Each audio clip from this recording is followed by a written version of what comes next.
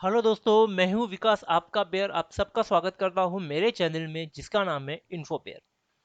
दोस्तों, last time हमने देखा था कि एक परफेक्ट शेयर किस तरह से हम लोग सिलेक्ट कर सकते हैं। लेकिन क्या एक परफेक्ट शेयर सिलेक्ट करना काफ़ी है? नहीं, आपको उस पर्टिकुलर शेयर को, वो परफेक्ट शेयर को एक परफेक्ट प्राइस पे भी खरीदना होता है। तो ये परफेक्ट प्राइस को ही बोला जाता है फेयर वैल्यू या फिर इंट्रिंसिक वैल्यू। इंट्रिंसिक वैल्यू मतलब एक शेयर को उसके परफेक्ट कीमत पे खरीदना। अब ये परफेक्ट कीमत क्या हो सकती है, किस तरह से होती है?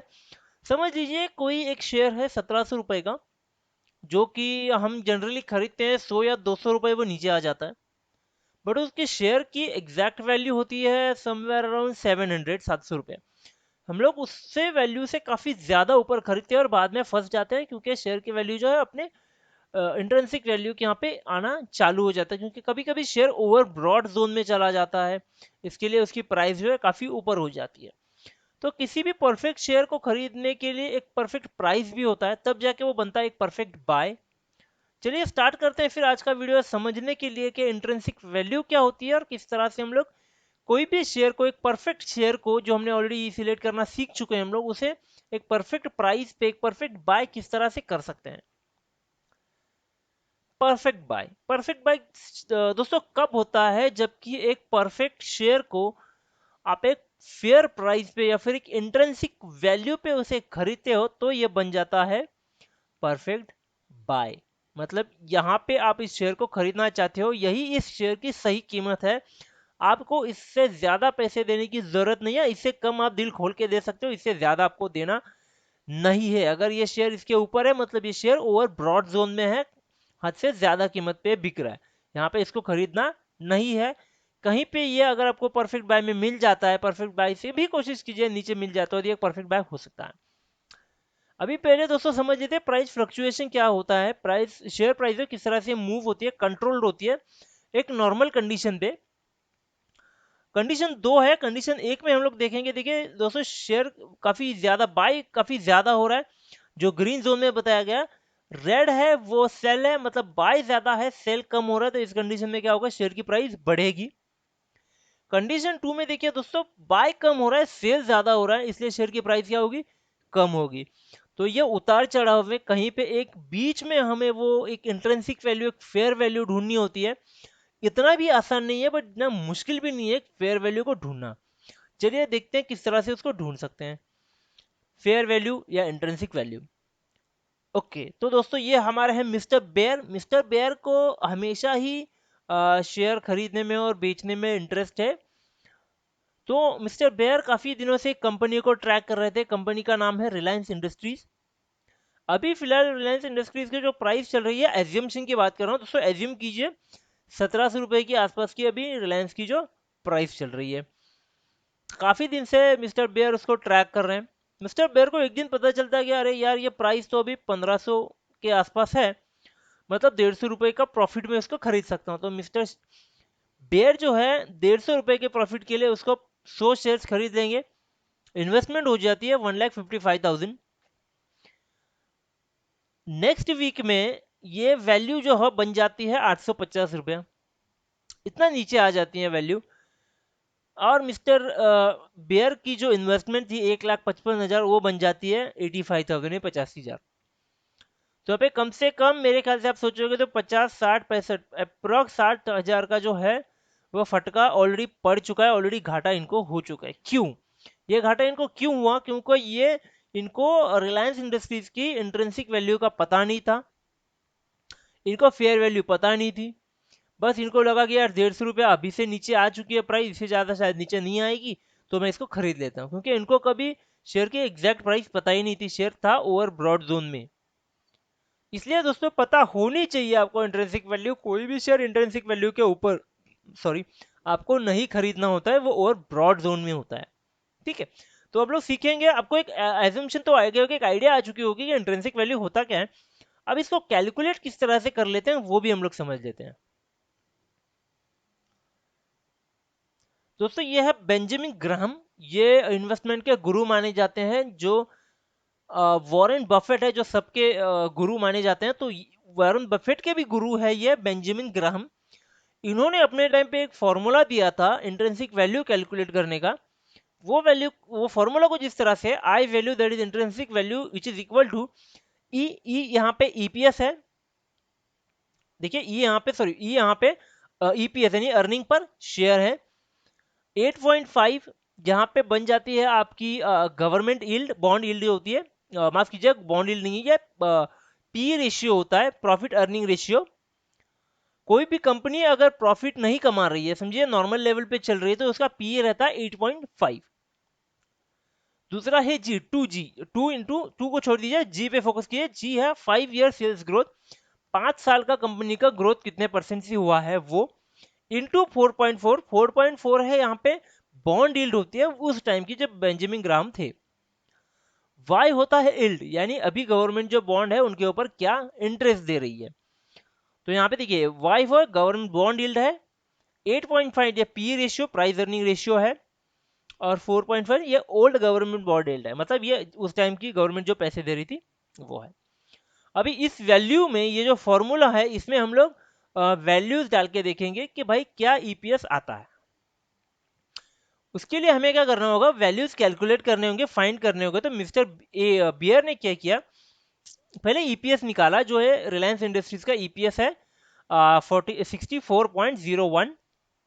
फिर एक हमें ग्रोथ लगने वाला था तो हमने ग्रोथ निकाल लिया, वो है 5.49, 5 ईयर्स ग्रोथ, सेल्स ग्रोथ। और यील्ड हमें लगने वाला था तो हमने यील्ड निकाल लिया 10 ईयर्स का 6.15। अभी ये पूरा डेटा जो है हमें मिलेगा स्क्रीनर डॉट इन पे। ये एक साइट है, यहाँ पे सब कुछ डेटा अवेलेबल होता है, तो मैं आपको दिखाता हूँ किस तरह से उसको सर्च कर सकते हो। ये आ गए दोस्तों स्क्रीनर डॉट इन पे। यहाँ पे मैंने रिलायंस इंडस्ट्रीज को अगर आप देखोगे तो मैंने सर्च किया हुआ यहाँ पे रिलायंस इंडस्ट्रीज। ये मार्केट कैपिटल के जैसे काफ़ी सारा डिटेल्स हमें ऑलरेडी दे देता है। देखिए ईपीएस है 64.1, सेल्स ग्रोथ है 5 साल का 5.49, और हमें जो चाहिए था प्राइस अर्निंग रेशियो है 21.86। अगर ये आपको नहीं मिलता है तो आप यहाँ पे सर्च कर सकते हो, यहाँ पे सर्च करने से मिल जाता है। ठीक है, तो अब हम लोग चलते हैं हमारे फॉर्मूले पे वापस से एक बारी। ये था हमारा फॉर्मूला। अभी हम लोग क्या करेंगे, ये डेटा जो है, ये वैल्यूज जो है फॉर्मूला में डाल के देखेंगे कि क्या वैल्यूज आते हैं। यहाँ पे ये वैल्यूज आप नॉर्मली कैलकुलेट करने से बेटर है आप एक्सेल फाइल पे कर लो, क्योंकि एक्सेल पे ऑटोमेटिक कैलकुलेशंस है, तो उतना मेहनत करने का जरूरत नहीं होता है। ये है यहाँ पे आप देख रहे हो। अभी मैंने क्या किया है, जैसे बेंजामिन ग्राहम ने बोला, तो पहले इसमें दो टाइप मैंने किए हुए हैं दोस्तों। एक पहले तो नॉन ग्रोइंग रिलायंस, मतलब रिलायंस अभी तक समझ के चलिए कि कोई ग्रोथ नहीं कर रहा है, क्योंकि हमने एज्यूम किया था 8.5 का रेट। ये देखिए 8.5 यहाँ पे लिखा हुआ है, यह है ई मेरा, मतलब ईपीएस 64.1, 8.5। मगर अगर मेरी कंपनी कोई ग्रोथ नहीं कर रही है तो मेरा पी रेशियो होगा 8.05।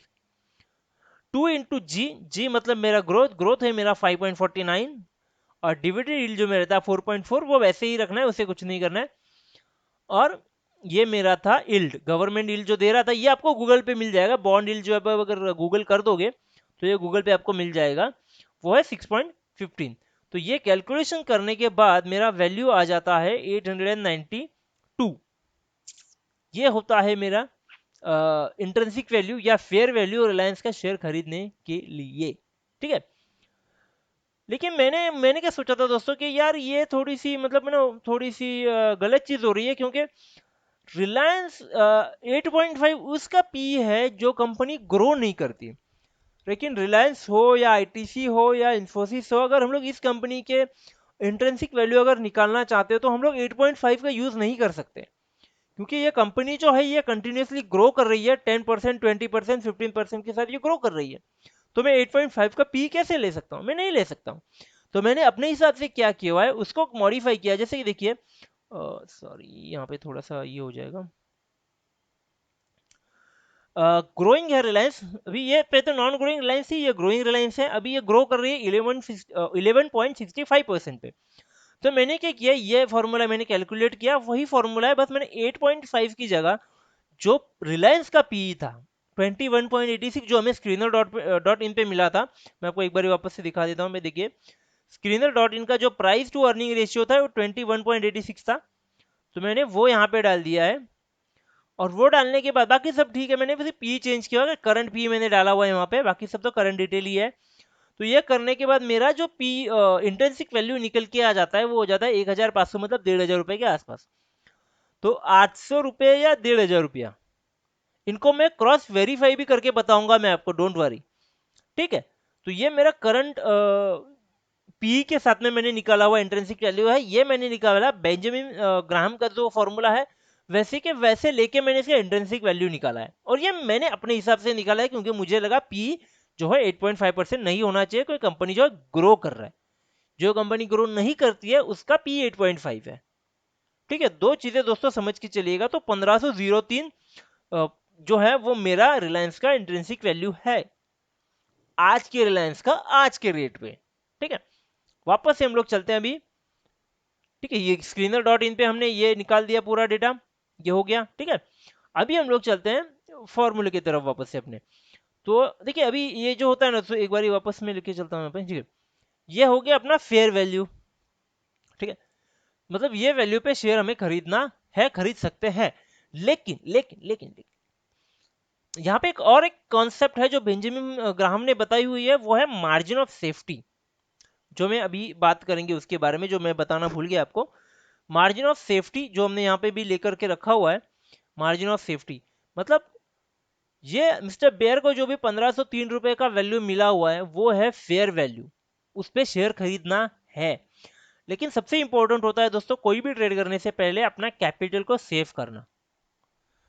मिस्टर बेयर ने क्या कहा है, रिलायंस इंडस्ट्रीज के 1550 पे 100 शेयर अगर खरीदेंगे तो हो जाता है 1,55,000। ठीक है, अपनी फेयर वैल्यू क्या निकल के आई है, वो छोड़ दीजिए क्योंकि वो हमने ओरिजिनल वैल्यू पे कैलकुलेट की हुई है, और ये वैल्यू हम लोग एजम्पशन पे कैलकुलेट कर रहे हैं, तो थोड़ा डिफरेंस रहेगा दोनों में। ठीक है, तो ये अपनी कैलकुलेट हो गई वैल्यू। लेकिन हमें करना क्या है, हमें करना है इंट्रिंसिक वैल्यू पर मार्जिन ऑफ सेफ्टी कंसीडर करके परफेक्ट बाय करना है।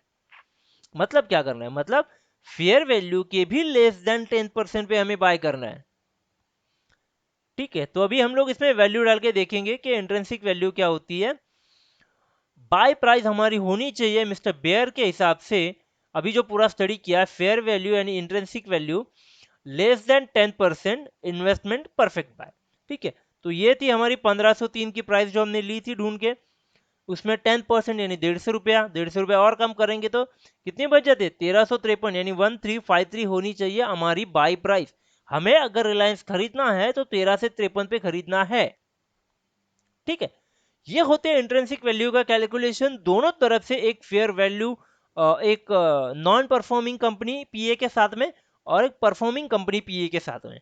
तो होपफुली आपको इतना तो समझ में आ गया होगा कि पी किस तरह से निकल जाते हैं, या फिर इंट्रिंसिक वैल्यू या फिर फेयर वैल्यू किस तरह से निकल के आती है। ठीक है, कोई भी शेयर थोड़ा बहुत ऊपर नीचे करना है, नहीं खरीदना है, इंट्रिंसिक वैल्यू कैलकुलेट करना है, मार्जिन ऑफ सेफ्टी कैलकुलेट करनी है, और उसके बाद में जो प्राइस निकल के आता है वो प्राइस पे आपको वो शेयर बाय करना होता है। वो होता है एक परफेक्ट बाय, वो होता है एक फेयर बाय, वो होता है एक इंट्रिंसिक बाय। ठीक है, अभी आपको अगर ये चीजें थोड़ी सी कैलकुलेट करना कंफ्यूजन जैसे लग रहा है, कंफ्यूज नहीं है, बट अगर कंफ्यूज हो रहे हो तो मेरे अच्छे जो सब्सक्राइबर है उनके लिए कुछ वेबसाइट्स लेकर आया हूँ। दो वेबसाइट है, एक है टिकल टेप डॉट इन और एक स्क्रीनर डॉट इन। ये दोनों वेबसाइट है दोस्तों। अगर मैंने पहले कैलकुलेशन आपको इस चीज़ के लिए बताया किस तरह से कैलकुलेट होता है, अगर ये वेबसाइट्स कल जाके बंद हो जाती है, सॉरी कुछ इशू हो जाता है, तो आप इंट्रिंसिक वैल्यू जो है वो कैलकुलेट कर सको, इसके लिए मैंने ये सब दिया हुआ है।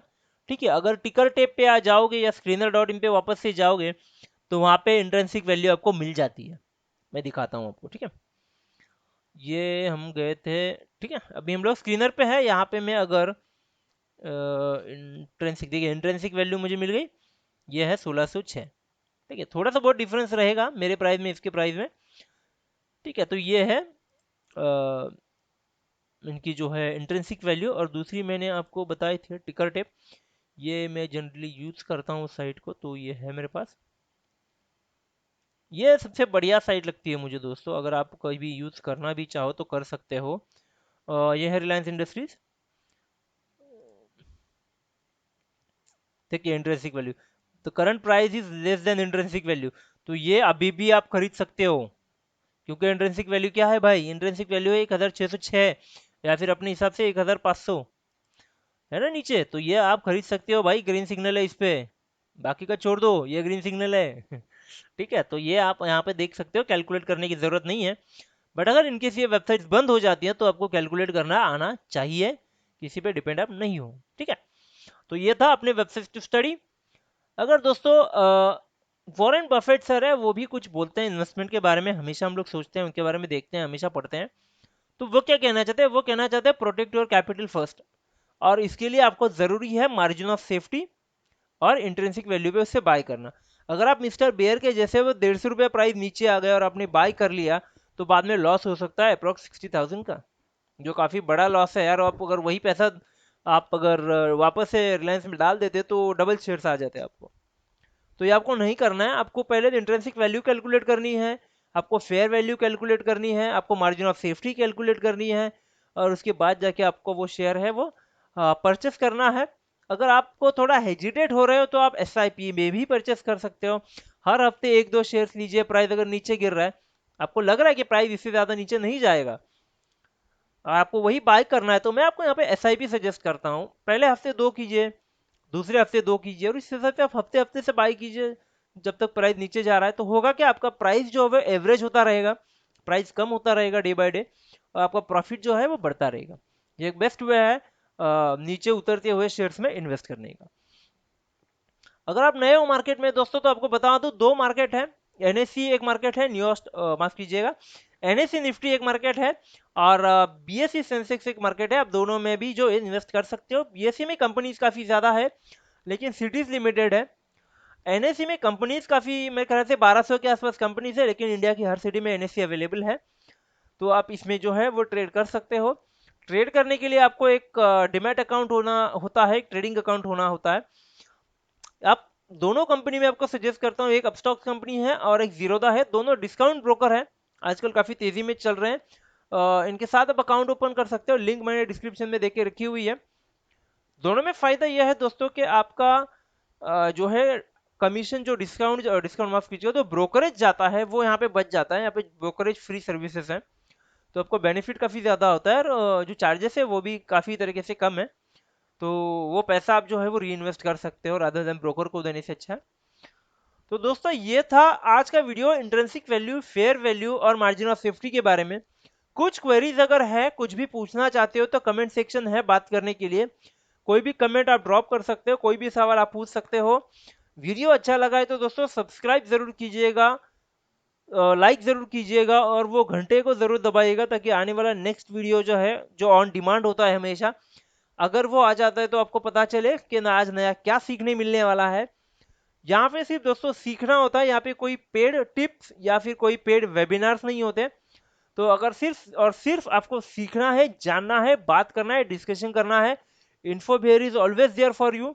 और दूसरी चीज दोस्तों, बहुत ही जल्द हम लोग कंपनी के एनालिसिस भी चालू करने वाले हैं, और लेटेस्ट न्यूज़ जो है वो भी चालू करने वाले हैं, तो वो भी आपको यहाँ पे मिला करेंगे। तो आप ज़रूर सब्सक्राइब कीजिएगा, ताकि आपको अपने डिसीजंस लेने में आसानी हो, सीखने में आसानी हो, और आप डिपेंडेंट ना हो किसी और की तरफ से टिप्स के लिए। ओके दोस्तों, आज के वीडियो में इतना ही। Thank you very much.